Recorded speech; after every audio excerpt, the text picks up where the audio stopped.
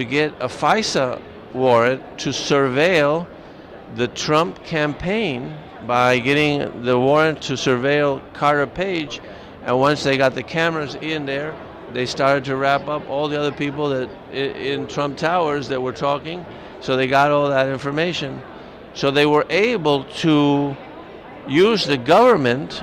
Hillary and the DNC were able to use the government to spy on their opponent during the campaign, and then get those results of that spying in the public eye by outing the people that were involved and leaks to the press. So in effect, one candidate was able to harness the spying and surveillance capacity of the United States to get dirt and try to undermine the opponent's campaign. Now, you were saying before that we don't want these things to happen in our democracy, and if there's one thing that we shouldn't want to happen is exactly that one candidate can use the government to surveil and get dirt on the other candidate and then make it public.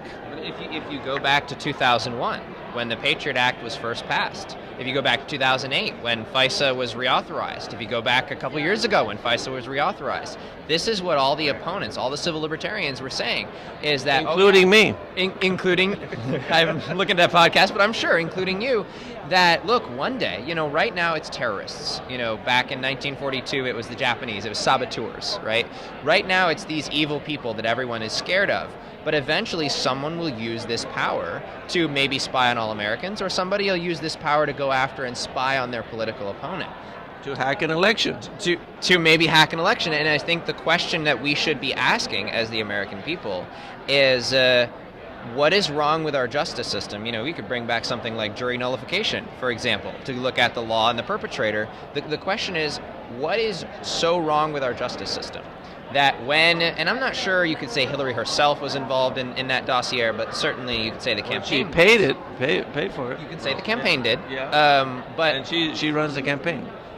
She, as any administrator over a large organization will tell you, lots of things are done that under your organization that you may not have any control over. $8 million she didn't know about? Given how much money she's been in charge of before, I think there's questions. But that said, okay. I think the important question for the American people is how do we get a justice system that is so unaccountable that even if we know these types of things, even if they end up in the public sphere, that there can't be, realistically, well, remember my first point off camera, right? Realistically, there can't be a prosecution of those involved, and there won't be. If we don't stop looking at the justice system as... Well, let me ask you this. Yeah. Is it important to do justice? Because if she can go scot-free violating all these things that we just said and committing all these crimes, then justice is undermined as a value, and that's really bad for society. Well, first of all, any person is innocent until proven guilty, which is why I won't go out and say yes. No, I'm just saying, I didn't say send her to jail, I said prosecuted. Right, so she would get her fair chance. Yeah, there's enough evidence to prosecute, and if you don't prosecute some people, what is your moral justification for prosecuting others? Mr. Johnson, we have to finish it there. Thank you very much for the interview. Good to meet you.